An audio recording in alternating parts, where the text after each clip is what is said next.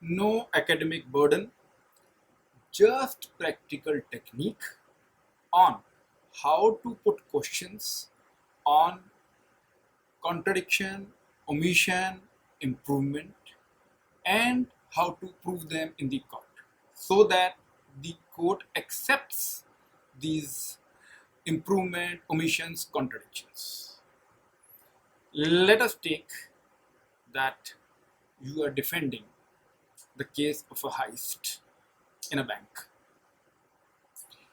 and the in 161 Cr.P.C, the main eyewitness had deposed that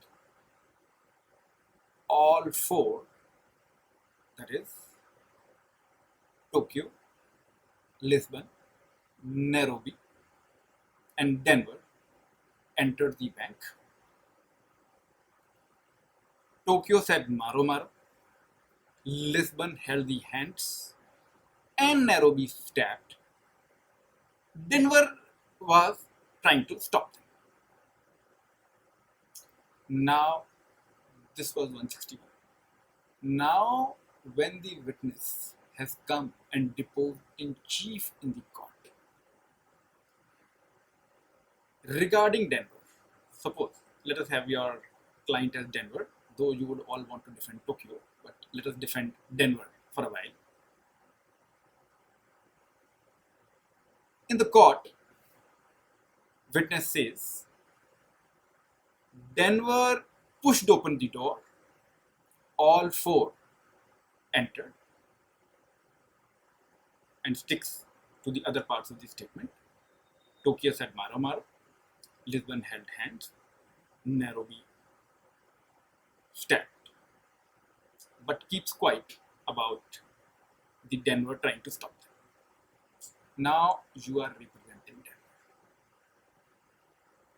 The mistake that a lawyer is going to do is that he would point out 161 and he would say that, see, in 161 statement recorded before the police, you did not say that Denver pushed open the door, and you said that Denver was trying to stop. So you are deposing falsely on both, and the lawyer would feel that he has done his job. No. This was highlighted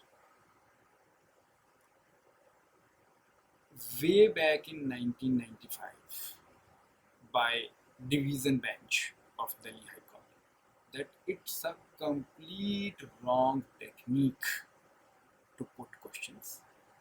By this, you have not proved the fact that exactly what happened. You have only proved what was stated to the police. That may or may not be the fact. This 95 judgment was followed again in 2007 by division bench Delhi High Court in Delhi. In this 95 judgment, the judges have criticized specifically the learned session judge. In that case, the cross-examination was done by the prosecutor to a hostile witness, to this manner of asking question. There, the witness had stated earlier that the son went at the back of the hut to urinate, and she heard her sound bachao bachao, and when she did not say so in the examination in chief, the prosecutor simply asked that you said this to the IO but not here in the court. So that way he has only proved what was stated to the police. He has not proved the actual fact, though this example pertains to prosecution, but we are discussing how to defend. So again, your problems are two as regards temper. That here in examination in chief, it is said that the door was thrown open by Denver, though there was nothing like that in 161. In 161, it was said that Denver was trying to stop the others. In chief, it is not said. Now, let me tell you the technique. At least that's how I do it.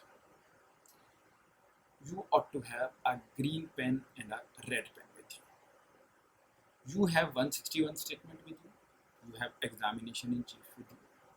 Now, this favorable portion that you have, that Denver was trying to stop, mark it in green in 161 statement, as it has not come in examination in chief, and it is your job to prove this fact, not just to prove that this was said to the police. And mark in red that Denver pushed open the door in the examination in chief because it was not there in 161. And again, you are supposed to prove this, not just that, oh, it was not there in 161. Now, let us, so the Denver's thing that he pushed open the door is an improvement, and Denver was trying to stop is an omission in chief. Now, let me tell you exactly how the questions are to be put. Let us take the omission first. First of all, as it is a favorable fact that Denver was trying to stop, forget 161, forget chief, please put this as a question of fact. Ask the witness that was Denver trying to stop, and you choose exact words that the witness used in 161. So, using those words, just put it in a question form and ask a pointed leading question in cross-examination. Remember, Evidence Act does not say that in cross-examination you will not ask leading questions. Rather, ask only leading questions as far as possible. So, you would say that, okay, was Denver trying to stop? Now, good sense prevails on the witness. And the witness says, yes, your job is over, please run for your money. Just stop, man, just stop. No other thing. And suppose the witness says no, then you have to show your skills. Then just close the file, pull out the 161 statement, then ask the witness, was your statement recorded by the police? Was it correctly recorded? Did you read the statement after it having been recorded? Did you tell the IO if anything was recorded incorrectly? Till now, have you ever informed the court, prosecution, or anyone that your statement was incorrectly recorded by the IO? Then point out the portion to the witness that see this portion A to A, where you have stated that Denver was trying to stop others. And you have just replied that no, Denver was not trying to stop. Then please do not stop at this. After giving a suggestion that he is deposing falsely now on oath in the court, also tell the witness that he can explain the contradiction. Put this, that explain this change of stand to the court. when I asked this question, upon reading my cross-examination in various highlighted cases, I remember, though I will not name, couple of very senior counsels criticized this technique, that their viewpoint was that when I'm putting this question to the witness that explain this contradiction, I'm giving him a chance to explain, but that's the law. Later on, I was very happy that this judgment came, Vishal Yadav, where Justice Geeta Mittal has clearly stated that it is right law that witness should be permitted to explain. If he is not permitted to explain, this cannot be read, because once the witness has answered that no, Denver was not trying to stop, so it has no more removed an omission, it has even become a contradiction. So the witness has to be given a chance to explain.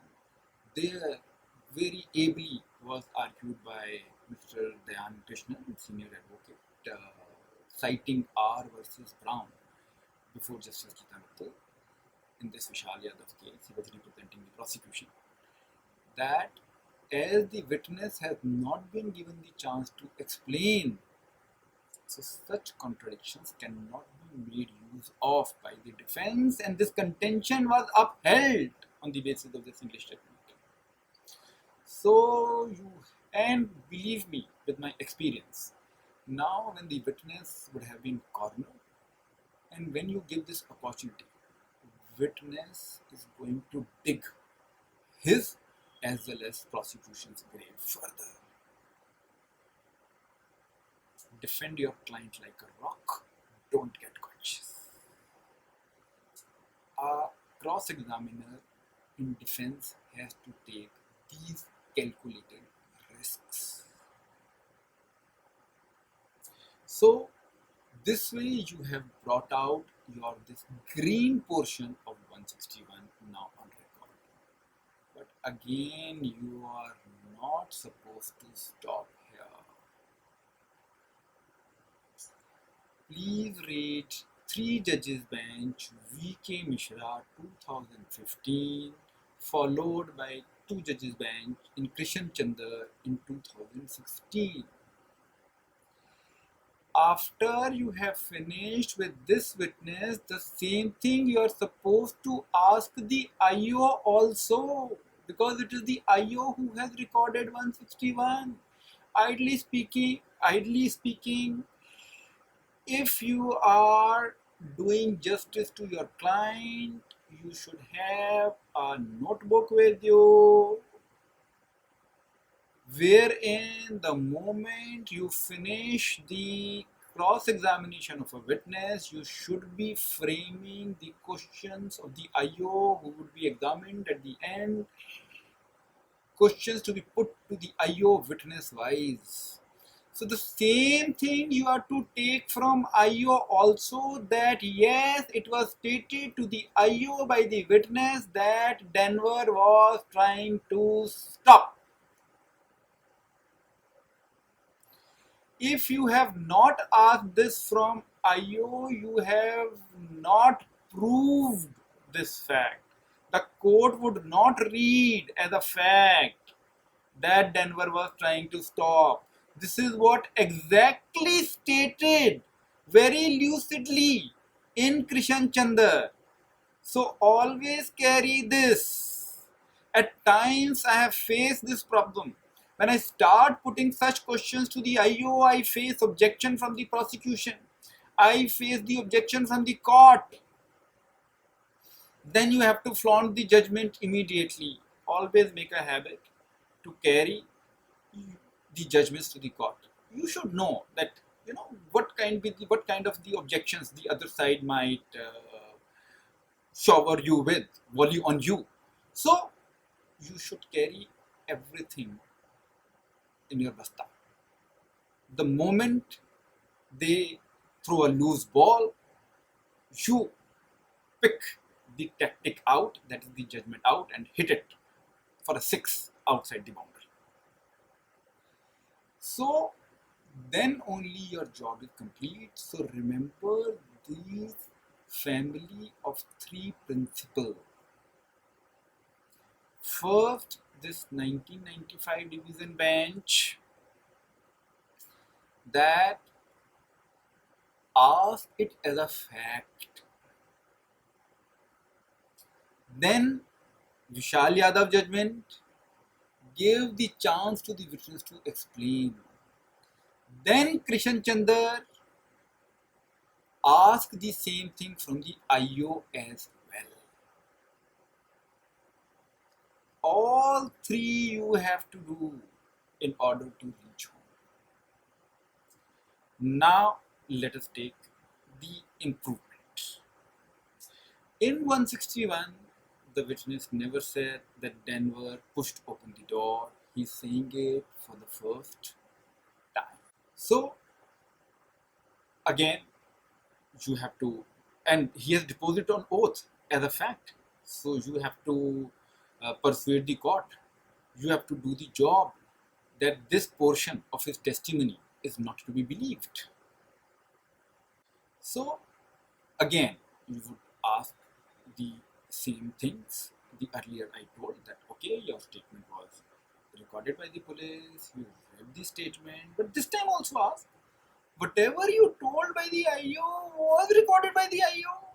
Nothing was omitted by the IO. You never complained, you never wrote to anyone that anything you wanted the IO to record was omitted to be recorded by the IO. And then pointed out that you have stated this first time in the court and it is an improvement by you and it is a false fact. That is why you have not stated it to the police. And then, my dear friend, again, Krishan Chandra, again remember to ask it from the IO. If you have not done so, then you have not done your job properly. And regarding this, only 2 sections you have to see. This 162 Cr.P.C, that the 161 can be used only for the purpose of contradictions, and 145 Evidence Act. And if at times there is some, if the court is very well read, like I faced Mr. O.P.C, and now I face so much Mr. Bharat Prashar, who is a school in his own self, then the court may also at times when you're pointing out these omissions and improvements, point out only significant ones. Otherwise, the court would pose the question that how is it an omission and improvement? To master that, you must read a very thick judgment. Now I am academically burdening you, this Tehsildar and how it has been dealt later. So ask very obvious omissions and improvements which are in the nature of